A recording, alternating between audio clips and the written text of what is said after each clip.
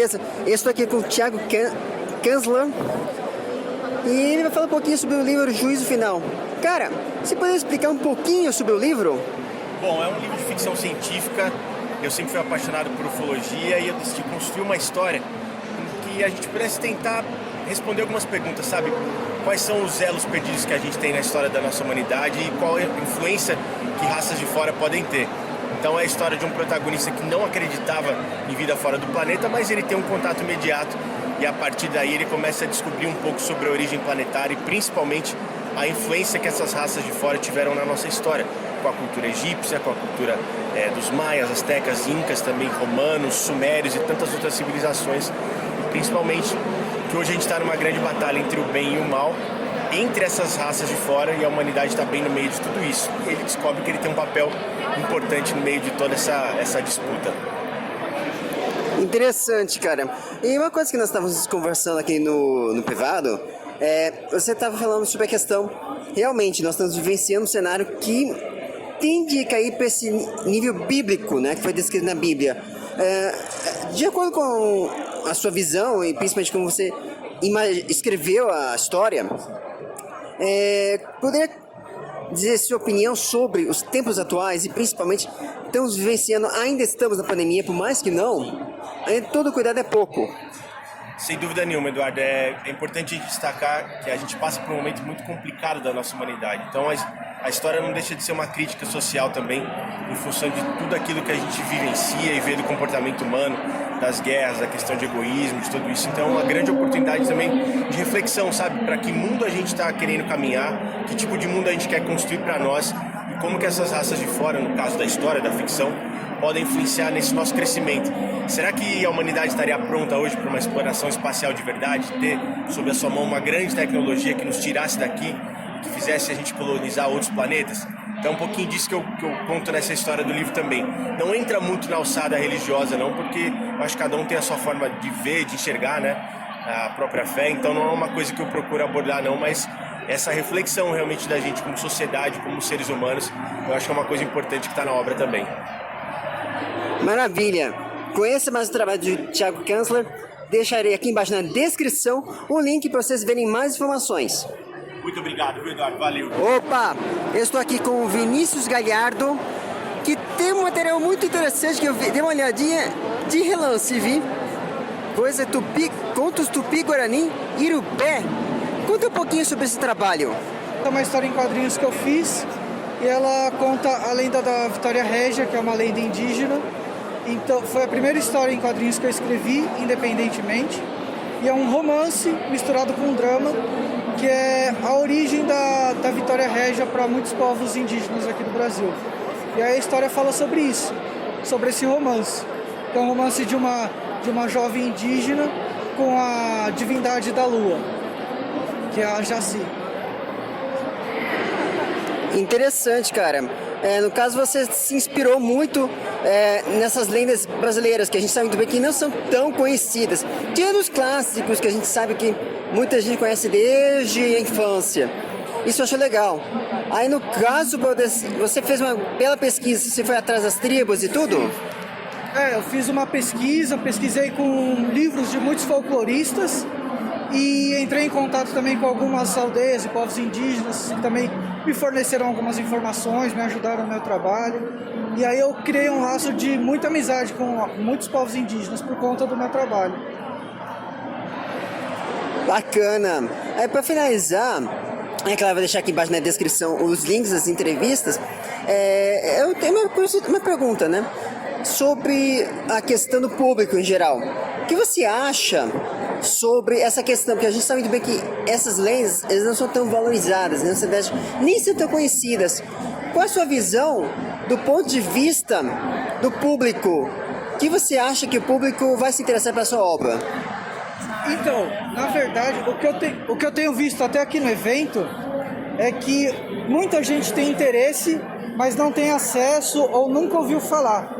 Então, essa obra também é uma porta de acesso, uma porta de entrada para as pessoas que têm interesse, mas às vezes não conhecem muito sobre as lendas, e fazendo sobre uma história em quadrinho, traz a cultura de uma forma mais divertida, um pouco mais lúdica, que fica de fácil acesso para diversos públicos, né? Desde crianças até adultos. Maravilha! Conheça lá Vinícius Galhardo, acompanhe a rede social dele que eu vou deixar aqui embaixo na descrição, se quiser falar. Tudo é Galhardo_art. Qualquer rede social vocês me acham assim. Perfeito! Agora sim, vamos seguindo em frente. Opa! Eu estou agora com o Gabriel Sampaio. Ele que já trouxe Exídio, Exílio Hostil. Agora tem uma novidade especial: Jogo de Máscaras. Gabriel, mais uma vez agradeço você ter vindo, ter dado um tempinho. Gostaria que você falasse um pouquinho sobre esse novo material. O Jogo de Máscaras é o meu livro mais novo.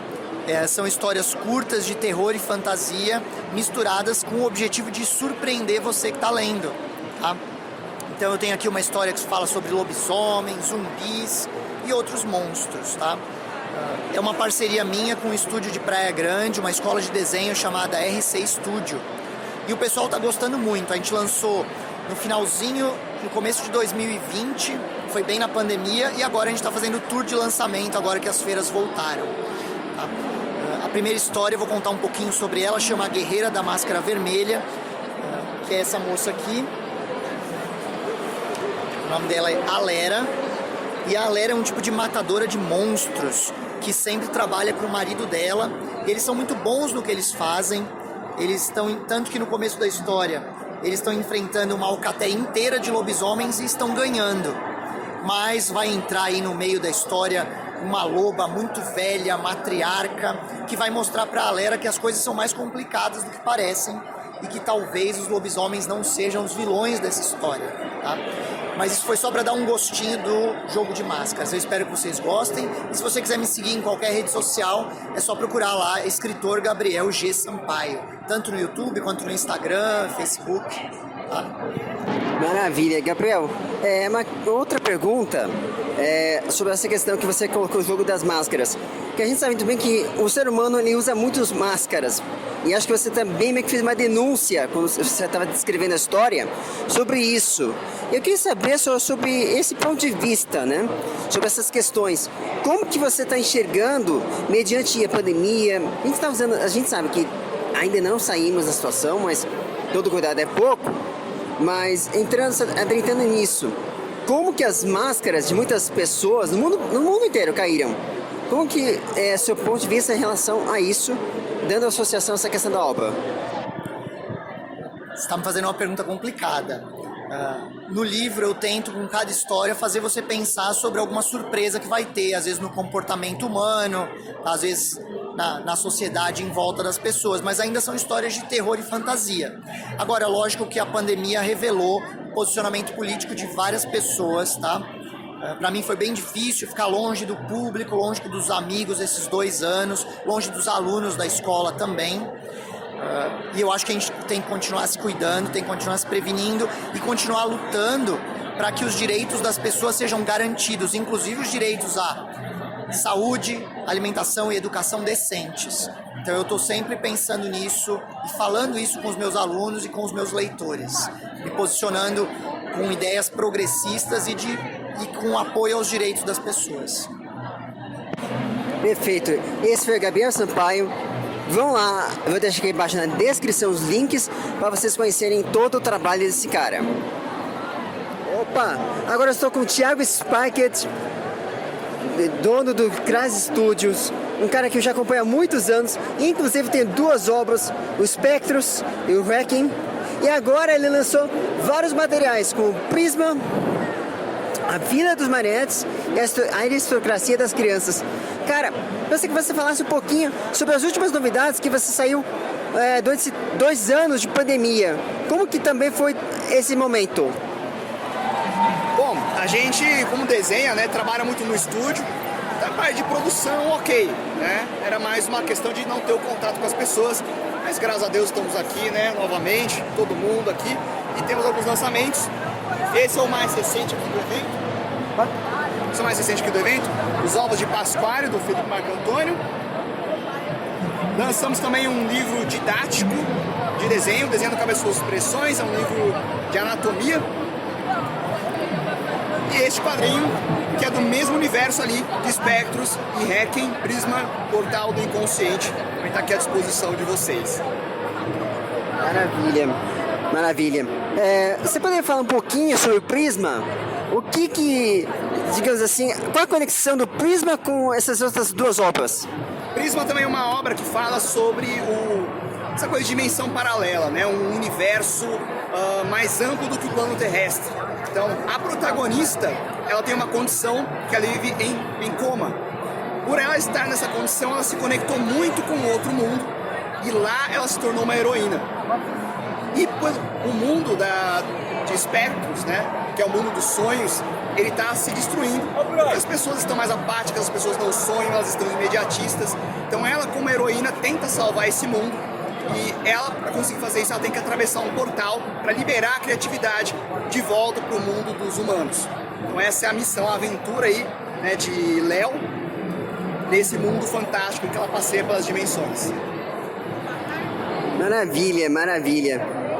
E, cara, eu dou os parabéns porque eu acompanhei essas duas obras. Meu Deus, você sabe, eu já sou leitor ávido do seu trabalho, já acompanho, né? E repito, dou os parabéns por isso, porque tá incrível. Muito obrigado, Eduardo. Muito obrigado novamente pela sua presença, pela oportunidade, sempre prestigiar aí aqui o nosso trabalho. Perfeito, esse é o Thiago Spackett. Dá uma olhadinha aqui embaixo na descrição. Eu vou deixar todos os links. Vocês dão uma olhada e acompanhem o trabalho desse cara incrível, do Graz Studios. Opa! E galera, beleza? Eu estou aqui com o Eduardo Capello e o Gil Sugiyama para a gente falar sobre o Japão. É claro que nós já falamos em edições anteriores, mas não custa lembrar o trabalho deles, que já acompanha há muito tempo. E, Eduardo, mais uma vez, agradeço por você ter vindo, agradeço por dispor um tempinho. Você poderia falar um pouquinho para o público lembrar o que é essa obra? E parece que saiu uma edição número 2 agora. Isso, o Japão é uma história que se passa no bairro da Liberdade, aqui em São Paulo. O Jota é o guardião do bairro, ele protege as pessoas, os lojistas. Tem uma sociedade secreta se erguendo, uma associação chamada CEL, e ela está querendo transformar o bairro na nova Akihabara. Parece uma coisa legal, mas eles estão fazendo isso em detrimento das pessoas que já vivem e já trabalham no local. Então, é esse embate que o Jota está tendo. Aí a gente lançou o volume 2 antes da pandemia, e aí na CCXP agora vai ter o volume 3. Quer dizer, tá vindo agora a produção com força total, praticamente. Voltando, né? Espero que com força total. Caramba! Japão, você falou que o bairro da Liberdade está se transformando no Na história, né? Isso, na história, né? Na história, o Akihabara. Aí, mediante a situação que nós estamos vivenciando na vida real, que o bairro da Liberdade é um bairro que tem bastante atividade japonesa, mas agora está tendo atividade coreana. Sim. Como que está sendo essa busca pela inspiração para poder seguir em frente com a obra? Então, o volume 3 vai abordar esse ponto, inclusive. Vão aparecer outros personagens. E aí, não vou dar muito mais detalhes não, mas na CCXP vai ter o volume 3 e o pessoal vai poder conferir. A gente vai abordar esse tema também. Legal. Pessoal, dá uma olhadinha lá, acompanha o Japão nas redes sociais, acompanha que eu vou deixar aqui embaixo na descrição o link do Eduardo, o link do Jun. Vocês veem direitinho toda a obra e também não deixe de acompanhar o Miura Jam, que na qual o Eduardo também faz parte. Eu faço algumas ilustrações pros cards do Miura e de vez em quando canto umas músicas lá também. Perfeito! Vamos lá, siga o evento! Opa! Eu estou aqui agora com o Davi Júnior e ele trouxe aqui um trabalho muito interessante. A Menina do Nariz Arrebitado. Cara, conta um pouquinho sobre essa obra. Tudo bom? A Menina do Nariz Arrebitado, ele é um mangá. Como vocês podem ver de trás pra frente, a gente fez questão de fazer em leitura oriental, que adapta o primeiro livro do Monteiro Lobato, do Sítio do Pica-Pau Amarelo, em quadrinhos. E aí o que a gente fez? A gente resgatou a primeira versão do Lobato de 1920 para inserir, para fazer a história do mangá completa, do começo ao fim. Porque o que acontece? Hoje em dia, essa história, ela tá inserida dentro do Rei Nações de Narizinho, que é um compilado dos primeiros livros do Lobato. Só que, para ele fazer o compilado, ele teve que cortar muitas partes da história. E aí a gente resgatou essa história, incluindo com os personagens que ele tinha cortado, as passagens que ele tinha cortado, para adaptar para o mangá. Puxa vida, quer dizer, você fez, na verdade, uma releitura plus uma pesquisa aprofundada dessa obra clássica. Que é um Monteiro Lobato, para quem conhece, quem lembra de Sítio do Pica-Pau Amarelo, os contos desse cara, que é um dos maiores gênios da literatura brasileira. Isso, ele foi a primeira pessoa, o primeiro autor brasileiro de literatura infantil, inclusive. Então, a obra dele, e esse livro, ele é o primeiro livro da nossa literatura infantil. Então ele tem uma importância histórica, né, cultural, e por ser um resgate, a gente fez ele baseado numa versão física que a gente conseguiu de 1950, ele é ainda mais importante para preservar a nossa literatura nacional e levar ela para novos públicos através do mangá, que é uma coisa que a gente ama, né, que a gente adora, e que eu tenho certeza que vai atrair muitos jovens para esse mundo maravilhoso. Perfeito. Aí, galera, sigam as redes sociais, vou deixar aqui embaixo na descrição, se vocês acompanharem mais ainda o trabalho dele, que recuperar Monteiro Lobato, cara, eu tiro o chapéu porque isso daí é um baita desafio, dou os parabéns por isso. Muitíssimo obrigado, eu espero que seu público adore o mangá também, acessam as redes sociais, nosso site, e eu convido a todos vocês a um novo reencontro ao Reino das Águas Claras com os personagens do sítio, com a Emília, com a Narizinho, e viver todas as emoções que eu tenho certeza que fazem parte da infância de todo mundo. Perfeito! Vamos embora ao evento!